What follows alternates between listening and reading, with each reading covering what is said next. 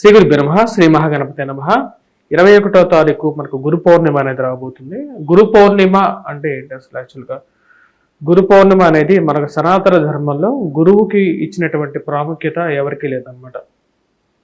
ఎందుకంటే గురు బ్రహ్మ, గురు విష్ణు, గురు దేవో మహేశ్వర, గురు సాక్షాత్ పరబ్రహ్మ తస్మై శ్రీ గురువే నమః అని చెప్తారన్నమాట. మనకి చిన్నప్పటి నుంచి నేర్చుకున్నటువంటి శ్లోకం ఇది. శ్లోకానికి పద్యానికి చాలా వ్యత్యాసం అనేది ఉంటుంది. శ్లోకం అనేది రెండు వరుసలు ఉన్నటువంటి ఒక క్రమంగా చెప్తూ ఉంటారు. ఈ యొక్క శ్లోకరీత్యా వచ్చినప్పటికీ గురువుకి సాక్షాత్తుగా పరమేశ్వరుడికి, శ్రీ మహావిష్ణువుకి ఇచ్చినటువంటి ఒక స్థాయి ఇవ్వటం జరిగిందనమాట. సనాతన ధర్మంలో వచ్చినప్పటికీ తల్లిదండ్రులు వచ్చినప్పటికీ మొదటి దైవాలుగా మనం భావిస్తూ ఉంటాం. వారే మనకు ప్రత్యక్ష దైవాలుగా చెప్తారన్నమాట. తల్లి తండ్రులు, తల్లితో మనకు వచ్చేటప్పటికి మొదటి టీచర్గా కూడా మనం వచ్చేటప్పటికి తల్లినో తండ్రినో కూడా మనం భావించాల్సినటువంటి ముఖ్యం. కానీ ఒకసారి మనం బయటికి వెళ్ళిన తర్వాత మనకు విద్యా బుద్ధులు నేర్పించేటువంటి స్థాయిలో ఉండేటువంటిది గురువు అన్నమాట. ప్రతి ఒక్కరికి, మీకు కానీ నాకు కానీ ఒక గురువు అనేవాడు ఉంటూ ఉంటారు. ఎందుకంటే గురువు దగ్గర నుంచి మనం నేర్చుకుంటాం. అందుకనే శ్రీ గురుభ్యో నమః అని చెప్పి నేను నా యొక్క మొదటి ఎప్పుడైనా ప్రతి వీడియోలో శ్రీ గురుభ్యో నమః అని చెప్పి ఎందుకు చెప్తున్నానంటే, నాకు ఈ జ్యోతిష్య విద్య కానీ లేకపోతే ఈ తెలుగు ఏదైతే మన గ్రంథాలు చదవేటటువంటి శక్తిని కానీ ఇచ్చినటువంటి వారు కొంతమంది ఎవరంటే మా గురువులు. అలాగే మన గురువులతో పాటు అంటే మీకు ప్రతి ఒక్కరికి ఉంటారు. ఎందుకంటే మీ టీచర్లు కానీ ఎవరొకరు మీ మీద ఎక్కువగా ఇన్ఫ్లుయెన్స్ చేసేవాళ్ళు ఉంటారన్నమాట. ఏ ఒక్క దేశంలోనూ టీచర్స్ డే అనేది మనకి ఎట్లయితే సర్వేపల్లి రాధాకృష్ణ గారి బర్త్డే మనం పెట్టుకుంటున్నామో, గురువును పూజించడం అనేది మనకు ఎప్పటి నుంచో ఉన్నదన్నమాట. అంటే మనకు ఒకరు వచ్చేసేసి పలానా డే ఇది చెయ్యి అని చెప్పి చెప్పాల్సిన అవసరం లేదు. ఎందుకంటే ఇప్పుడు ఆషాఢ పౌర్ణిమ గురు పౌర్ణిమ అవుతుందన్నమాట. గురు పౌర్ణిమ రోజు మనకు జగద్గురువు వచ్చినప్పటికీ ఆది శంకరాచార్యులు గారు అందరికీ గురువులకి గురువు అన్నమాట. ఎందుకంటే ఒకప్పుడు మనం చూసినట్లయితే ఈ యొక్క హిందూ ధర్మం కానీ లేకపోతే మిగతా ధర్మాలు హిందూ ధర్మాన్ని విచ్ఛిన్నం చేస్తూ ఉన్నాయి. అంటే ఎన్నో రకాలైనటువంటి మతాలు ఎక్కువగా ఉండేవి. కర్ణాటకలో వచ్చినప్పటికీ కాపాలికులు అనేవాడు, తెగలు వాళ్ళు కూడా ఉండేవాళ్ళు, నరబలులు ఎక్కువగా ఉండేవి. అదేవిధంగా ఆంధ్రదేశంలో కానీ లేకపోతే నార్త్ ఇండియాలో కానీ ఎన్నో రకాలైనటువంటి మతాలు ఎక్కువగా పీడించబడి ఈ యొక్క హిందూ ధర్మం అనేది నశించేటువంటి ఇది ఉండేదన్నమాట. అదేవిధంగా మనుషుల మధ్య ఎన్నో అగమ్యాలు ఎక్కువగా ఉండేవి. ఈ యొక్క అగమ్యాలన్నింటినీ ఛేదిస్తూ వచ్చేటప్పటికీ మనకు ఆది శంకరాచార్యులు గారు ఎప్పుడైతే తన యొక్క యాత్ర అనేది మొదలైందో, అనే కన్యాకుమారి నుంచి కాశ్మీర్ వరకు రెండు పర్యాయాలు తన యొక్క యాత్ర చేయడం జరిగింది. ఆది శంకరాచార్యులు గారు అద్వైత సిద్ధాంతాన్ని బోధించారన్నమాట. ఇప్పటికీ అద్వైత సిద్ధాంతం అనేది ఆచరణీయ యోగ్యంగా ఉంది. ఎందుకని అద్వైత సిద్ధాంతానికి అంత విశిష్టమైనటువంటి పేరు వచ్చింది అంటే, అద్వైతంలో అన్నిటినీ యాక్సెప్ట్ చేశారు ఆది శంకరాచార్యులు గారు.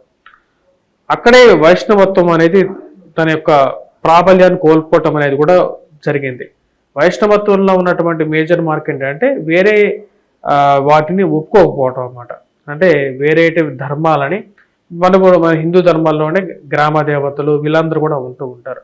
ఈ గ్రామ దేవతలను ఒప్పుకోకుండా వైష్ణవత్వం అనేది పక్కగా జరగడం వల్ల అద్వైతాన్ని ముందుకు తీసుకురావటం, అద్వైతంలో విశిష్ట అంటే ఏదైతే వైష్ణవంలో ఉన్నటువంటి తప్పులు కూడా ఆది శంకరాచార్యులు గారు ఎత్తి చూపడం జరిగింది. తద్వారా వచ్చినప్పుడు ఆయన జగద్గురువుగా కీర్తి చెందారు. 32 సంవత్సరాలు బతికినప్పటికీ కూడా ఇప్పటికీ ఆయన పేరు మనం అందరూ తరుచుకుంటున్నాం. అంటే తను చేసినటువంటి ఈ యొక్క హిందూ ధర్మం అనేది ఇలా ఉంది అంటే దానికి కారణం ఆది శంకరాచార్యులు కానీ జగద్గురు ఆది శంకరాచార్యులు కానీ పూజించడమే మనకు ఉత్తమం. వాటితో పాటు మనకు వ్యాస భగవానుడు వ్యాస పౌర్ణిమగా కూడా పిలుస్తూ ఉంటారు. దీన్ని వ్యాస పౌర్ణిమ అనేది చాలా ముఖ్యమైనటువంటి వ్యాస పౌర్ణిమ కానీ గురు పౌర్ణిమ కానీ వ్యాస భగవానుడికి ఎందుకు అంత పేరు వచ్చింది అంటే, వ్యాస భగవానుడే వచ్చినప్పటికీ మనకు చతుర్వేదాలను అందించడం జరిగింది. పంచమ వేదమైనటువంటిది జ్యోతిష్య విద్య అన్నమాట. 5వ విద్య మనకు చతుర్వేదాలు ఎలాగైతే అథర్వవేదం, ఋగ్వేదం ఎలాగైతే మనకు యజుర్వేదం కానీ ఈ సామవేదం కానీ ఇవన్నీ వేదాలు ఎలాగైతే ప్రామాణ్యకం పొందాయో, అదేవిధంగా జ్యోతిష్య విద్య కూడా పంచమ వేదం కూడా ఒక మంచి ప్రావీణ్యం పొందడం అనేది జరిగింది. మన యొక్క కలియుగంలో వచ్చినప్పటికీ చతుర్వేదాలతో కలిగి మనం ముందుకు నడిచినప్పుడే మనకు వచ్చేటప్పటికి ధర్మం మీద నుంచోవటం జరుగుతుంది. ధర్మం మీద మనం ఎప్పుడైతే నుంచుంటామో మనకు సృష్టి మనల్ని కాపాడుతూ ఉంటుంది. ఇదే విషయం మన మోడీ గారు కూడా చెప్తూ ఉంటారు అన్నమాట.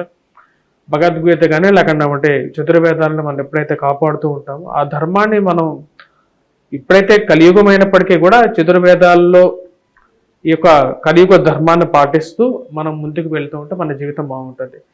అసలు గురు పౌర్ణిమ రోజు, ఈ ఆషాఢ పౌర్ణమి రోజు అసలు మనం ఎటువంటి పూజ చేసుకోవాలి, ఎవరిని పూజించాలి అని చెప్పి కూడా మనం తెలుసుకుందాం.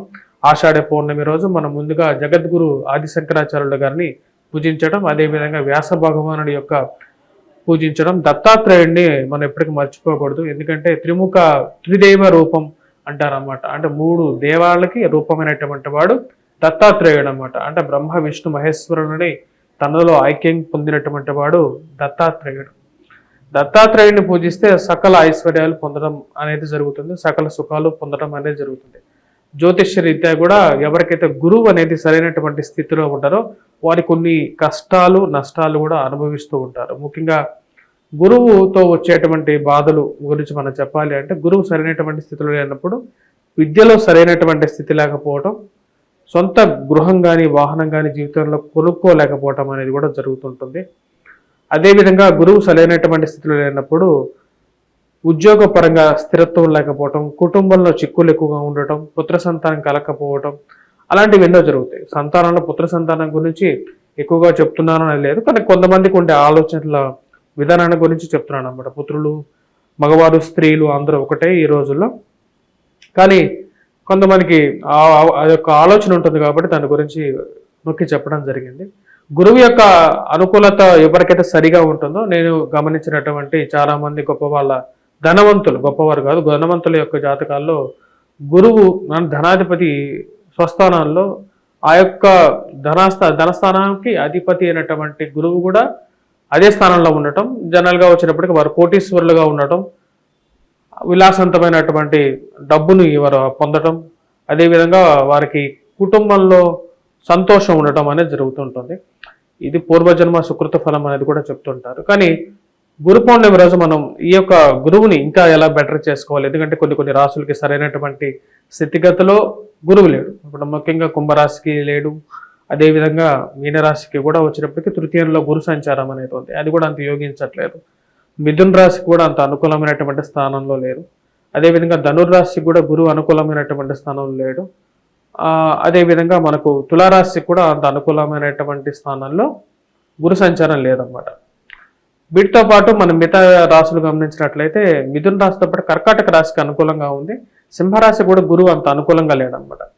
ఈ యొక్క రాశులు ఏ యొక్క రాశికి అయితే సరైనటువంటి స్థితిలో గురువు సరైనటువంటి స్థితిలో లేడో ఆ యొక్క రాశుల వారు ముఖ్యంగా గురు పౌర్ణమి రోజు ముఖ్యంగా మనం దత్తాత్రేయుడు కానీ వ్యాస భగవానుడు కానీ ఆదిశంకరాచార్యుడు కానీ అందరినీ పూజించిన తర్వాత మనం ఇంట్లో ముఖ్యంగా ఎల్లో సాఫైర్ కానీ అంటే పుష్యరాగాన్ని ధరించడం అనేది కూడా మంచి యోగ్యాన్ని ఇస్తుంది. యంత్రస్థాపన, గురుగ్రహ యంత్రస్థాపన కూడా ఇంట్లో జరిగినప్పుడు గురువు బలం లేనటువంటి ఇంటికి గురుగ్రహ యంత్రం అనేది ఇంట్లో పెట్టుకోవడం వల్ల అనుకూలమైనటువంటి ఫలితాలు వస్తాయి. అసలు గురుస్థానం అనేది ఇంట్లో ఎలా ఉంటుందంటే నార్త్ ఈస్ట్ పొజిషన్ వచ్చేటప్పటికి మనకు ఈశాన్య భాగం ఏదైతే ఉంటుందో అది గురువు బలం అన్నమాట. అది ఇంటికి ఆ యొక్క స్థానం బాగలేనప్పుడు కూడా వచ్చేటప్పటికి వాస్తు మూలకంగా కూడా అంత అనుకూలంగా ఉండదు. కాబట్టి గురుగ్రహ యంత్రాన్ని ఆ యొక్క స్థానంలో ఏ ఇంటికైతే వాస్తు మూలకంగా ఎప్పుడైతే ఈశాన్యం వైపు సరైనటువంటి స్థితిలో లేదో ఆ టైంలో కూడా అక్కడ పూజ చేయడం అనేది జరుగుతూ ఉంటుంది.